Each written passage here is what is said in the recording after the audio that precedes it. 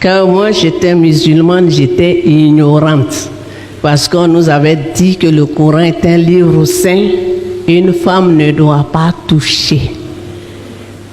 Mais le jour où je voulais me suicider si je n'avais pas trouvé la vérité, j'ai touché et il n'y a eu rien.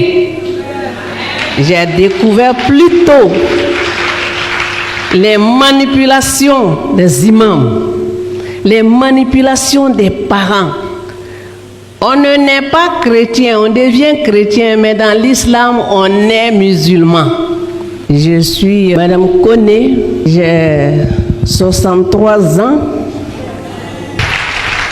Je suis mère d'un garçon et de 3 filles. Ils sont déjà grands, ils sont universitaires. Je suis pasteur central de l'église La Bonne Voie de Bingerville.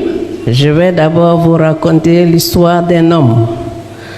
Il y avait un homme très riche dans un pays voisin. L'homme est allé à la Mecque, un multimilliardaire. Il s'en est allé à la Mecque et l'homme est mort sans que personne ne sache de quoi il est mort. Cet homme a laissé 2 femmes, 17 enfants que lui-même il a eu, plus 30 enfants qu'il a élevés.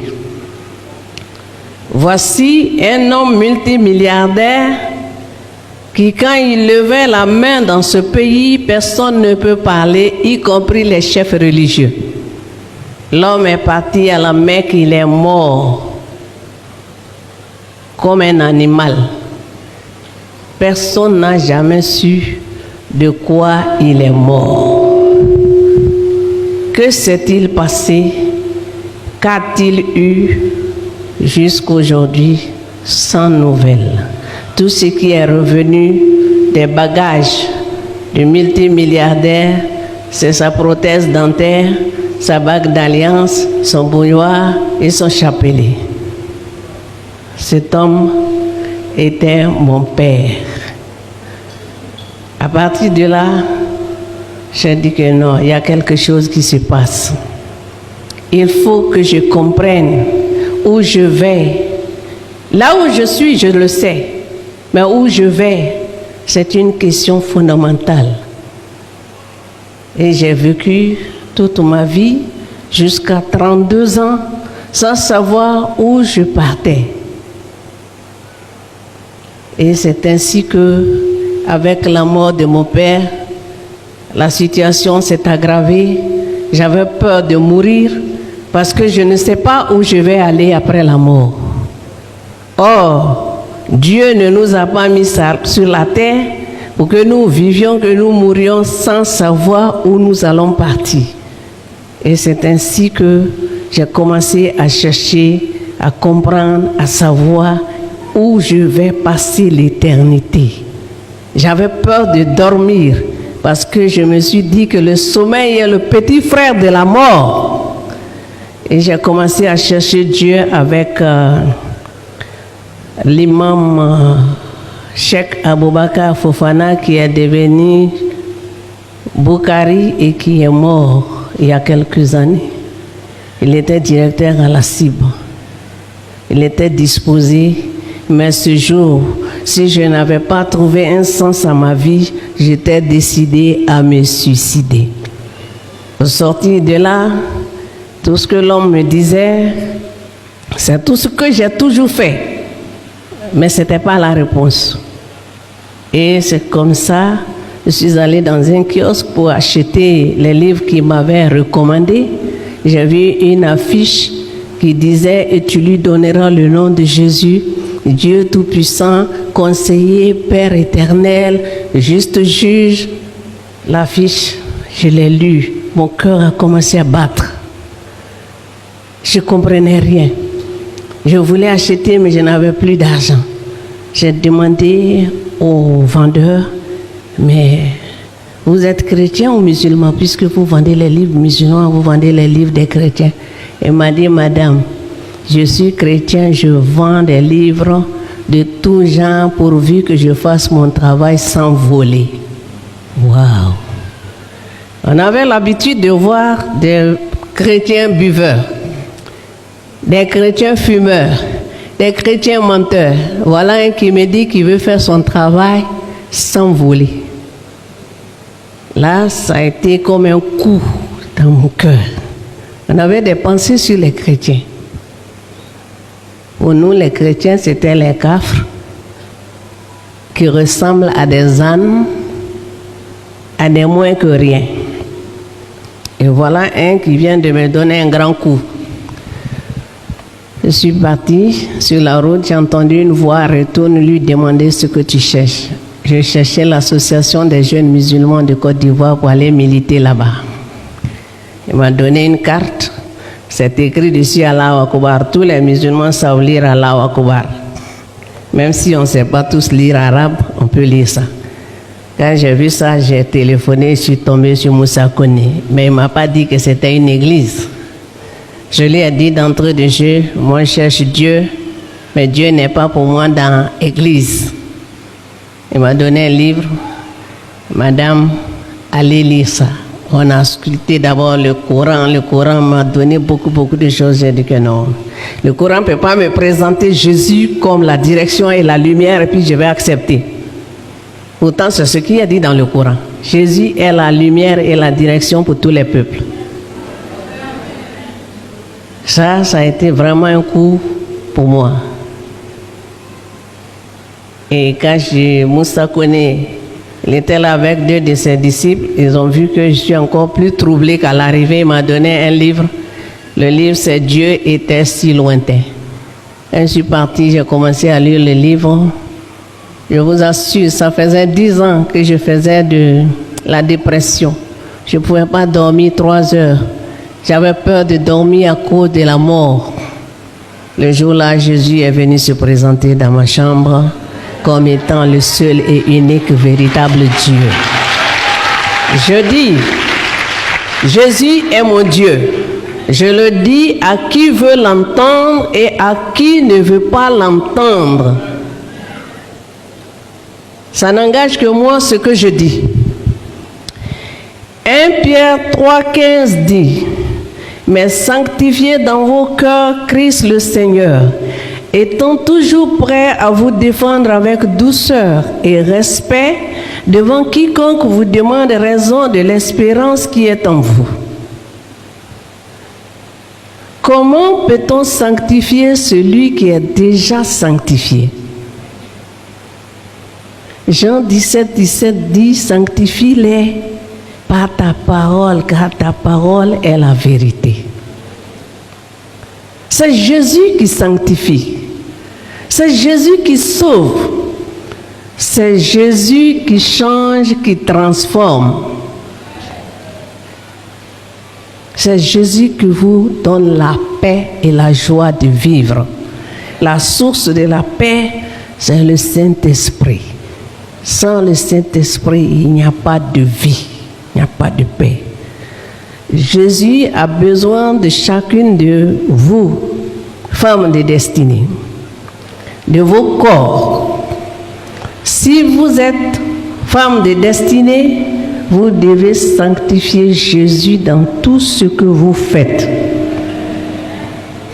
Chaque femme de destinée doit avoir une vie exemplaire, un bon témoignage de vie sans compromission, sans condition.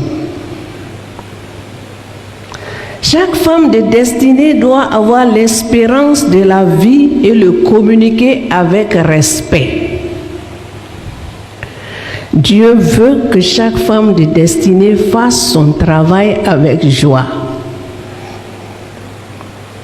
Dans la sanctification, bien sûr, et dans la simplicité de l'esprit, sans plainte ni murmure. Femme de destinée. Le vrai christianisme n'est pas une religion où il y a un ensemble de vérités auxquelles on adhère. Moi, je viens de la religion, de la plus grande et la plus spacieuse des religions, l'islam. Tout ce qu'on cherche dans la religion se trouve là-bas.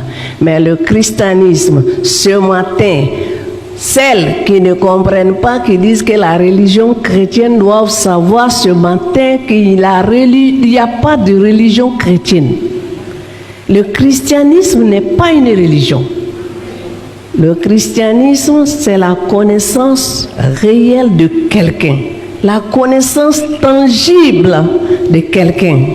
Le christianisme, c'est Christ connu, aimé, obéi et imité. Ça, c'est différent de la religion.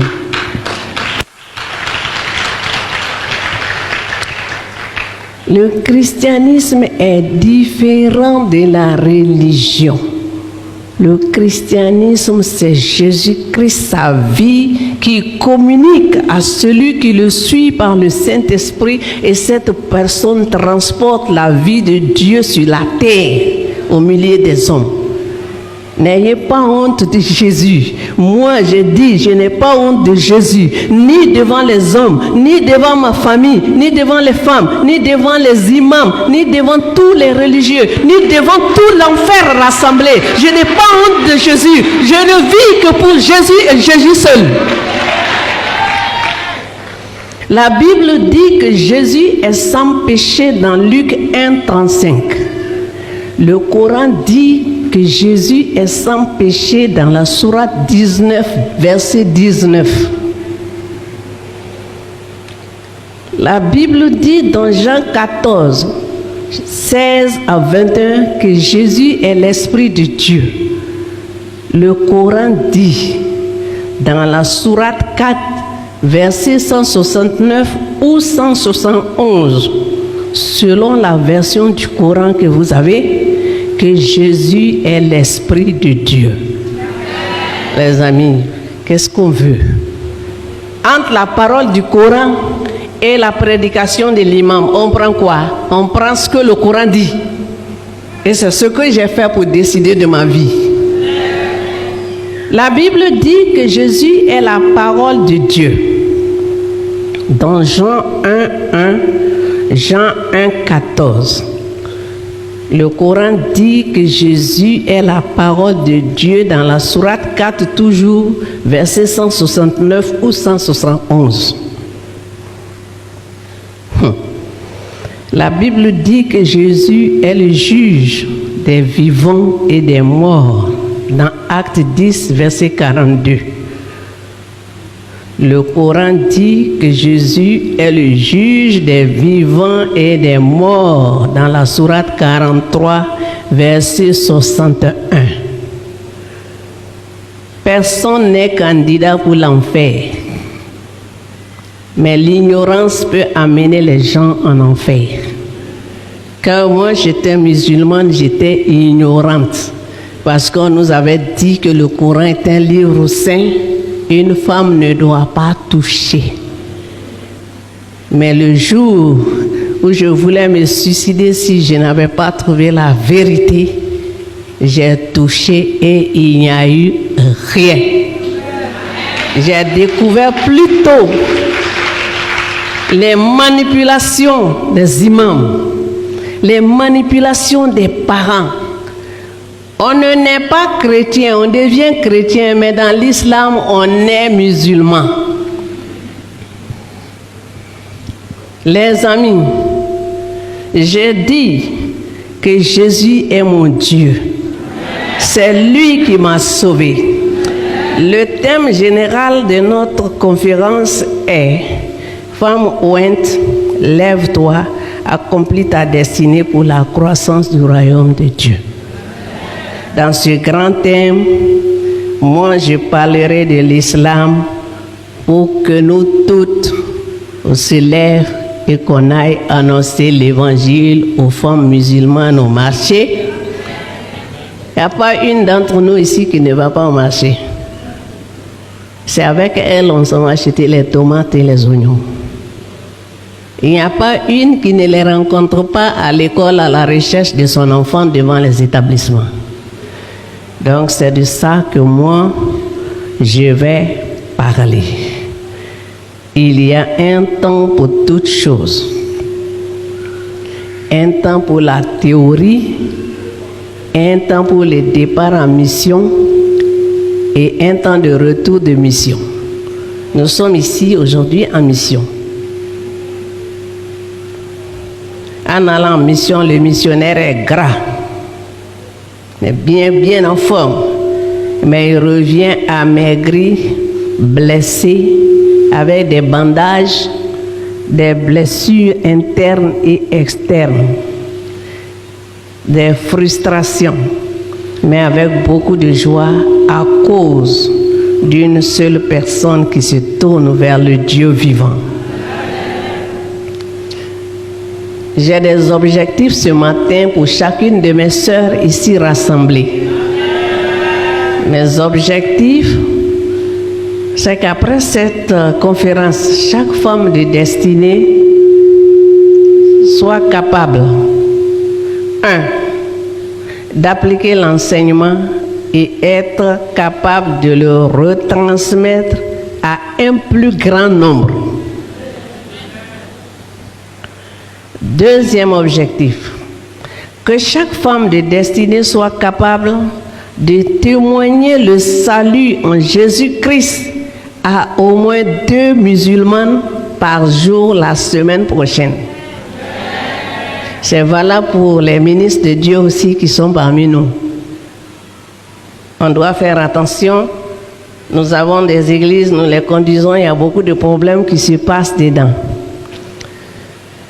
Troisième objectif, que chaque femme de destinée soit capable d'amener d'ici décembre 2021 une seule musulmane à Christ et l'intégrer véritablement dans l'église locale. Une seule. Il y a encore 10 mois qui sont devant, au mois de décembre. Une seule. Voici les objectifs que je veux avec chacune de mes sœurs.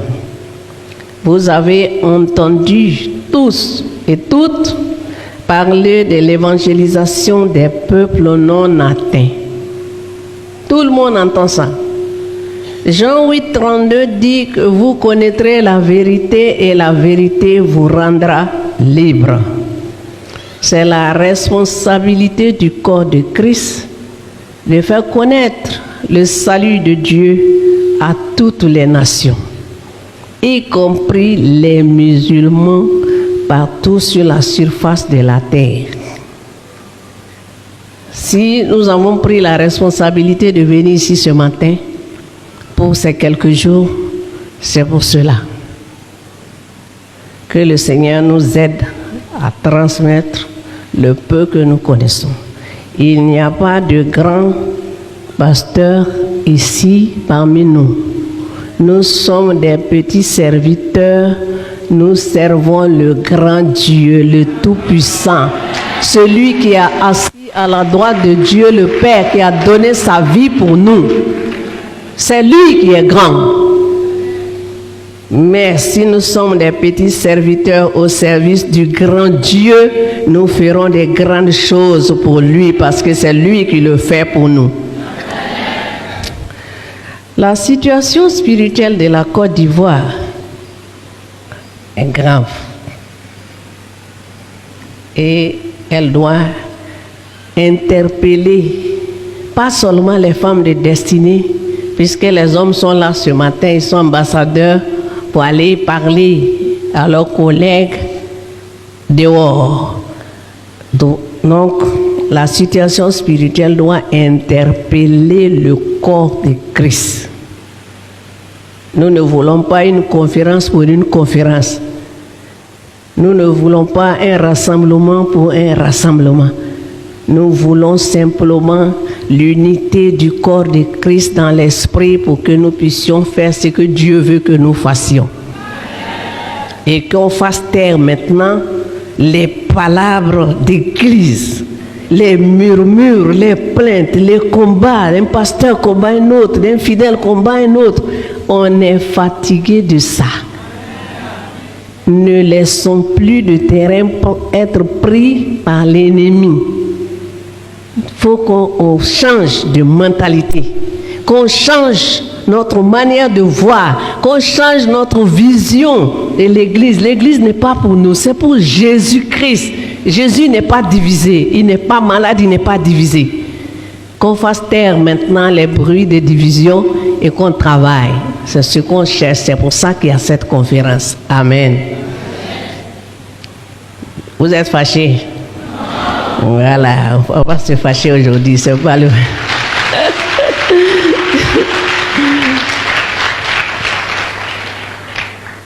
Pourquoi le corps de Christ doit être interpellé?